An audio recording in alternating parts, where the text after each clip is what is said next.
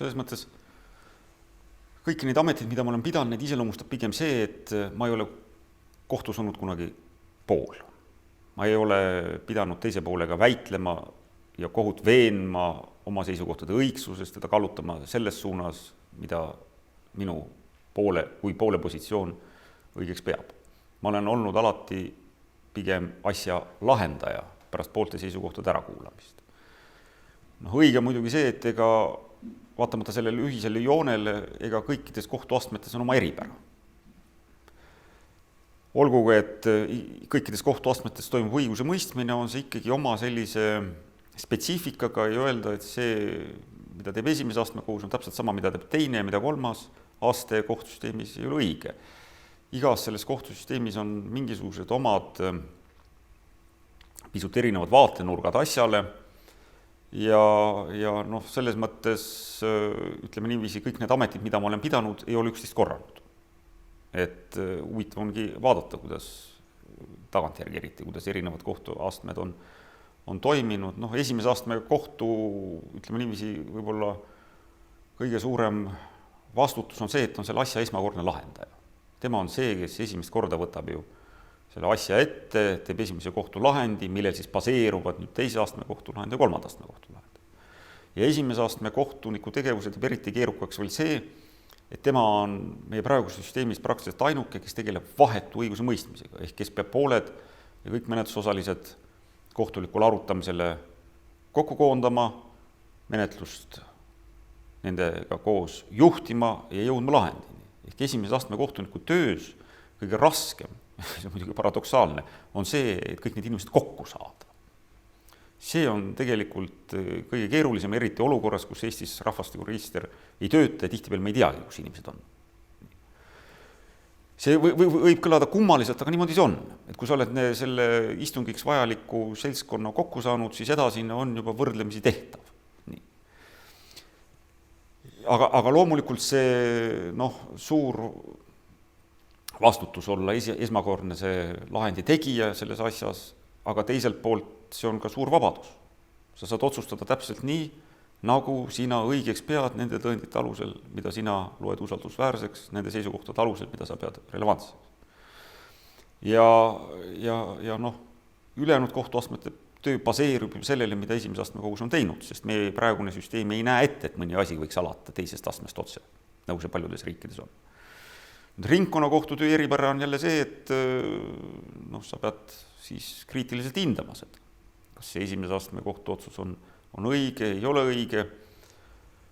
Ja loomulikult palju seab siin ette apellatsiooni piirid, mida taotletakse, mida ei taotleta, sa võid küll vaadata, et taotlevad vale asja, aga sa ei pääse ka ligi, kui seda pole küsitud sageli. Ja selles mõttes siin on see raamistik üsnagi hästi paigas.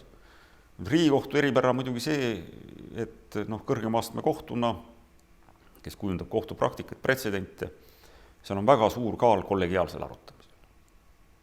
Ja rääkimata sellest, et Riigikohtu liikmed kõik on erakordselt suured isiksused. Ja siis näiteks 6-liikmelises kriminaalkolleegiumis, aga mis me sellest 6-liikmelist räägime, 19-liikmelises üldkogus, jõuda konsensusele mingisuguses sellises positsioonis, mis annaks välja kirjutada ka kohtulahendiks niimoodi, et ta näeks ikkagi terviklik ja süstemaatiline välja, ei ole üldse mitte lihtne. Ja Riigikohtu esimehe võib-olla kõige suurem väljakutse tema töös ongi see, et juhtida 19-liikmelist üldkogu just õiguse mõistmisel.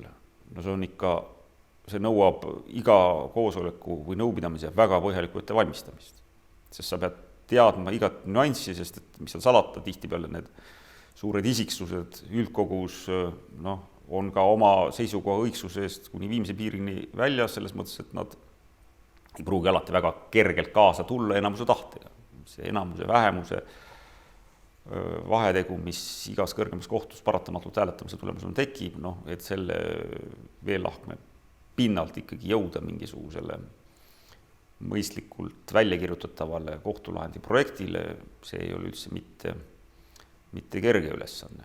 Ja ega siis ka asjata ei räägita, et kui vaadata teisi rahvusvahelisi standardeid, siis kõige suuremaks kohtu koosseisuks arvuliselt pakutakse, et see ei tohiks olla suurem kui 17. no meil on 19. See juba iseenesest näitab, et need väljakutsed, mis Riigikohtus seisavad, ei ole väga, väga kerged. Just nimelt sellise suure seltskonna juhtimisel, mida võiks ju mingis mõttes juba pidada selliseks miniatuurseks parlamendiks. Sest et ega see piir siin juba ju õhk. Et see on kindlasti Riigikohtu eripära, et see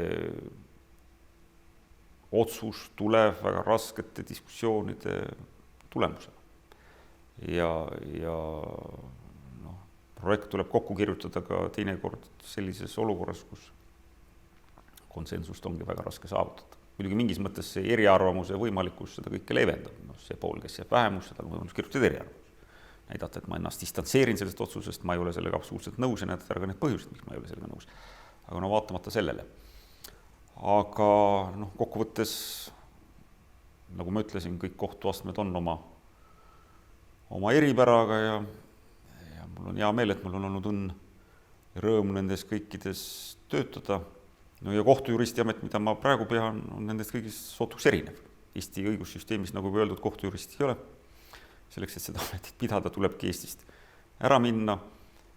Aga selle ameti, ütleme niiviisi, suur pluss ühelt poolt on see, et sa oled täiesti üksi.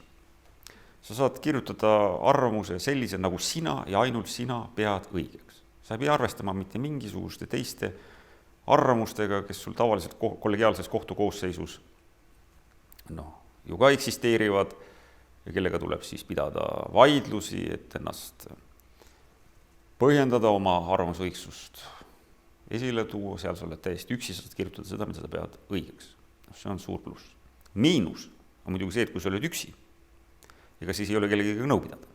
Ehk see on ju see, mida juristitöö ka tihtipeale peab täiesti loomulikuks, et mingid keerulisemaid probleeme kolleegidega arutada, isegi siis, kui sa ei ole ka nõus, aga kuulata ära, mis on tema seisukoht, saad sealt uusi mõtteid, kriitiliselt hindada oma positsiooni üle, seda kõik ei ole.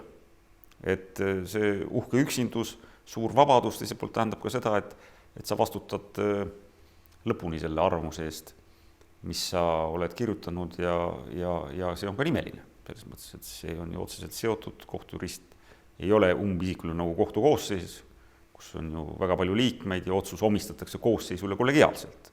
Mis arvamusel seal keegi oli, kes vähemuses, kes enamuses, see ju ei paista välja. Aga kohtujuristi puhul arvamus on seotud sinu nimega, sinu nimel kuulutatakse, toob selles mõttes kaasa ka sinu positsioonide sellise õigusteaduslikult kriitilise hindamise, mida mitte kellelegi teisele ei ole omistada.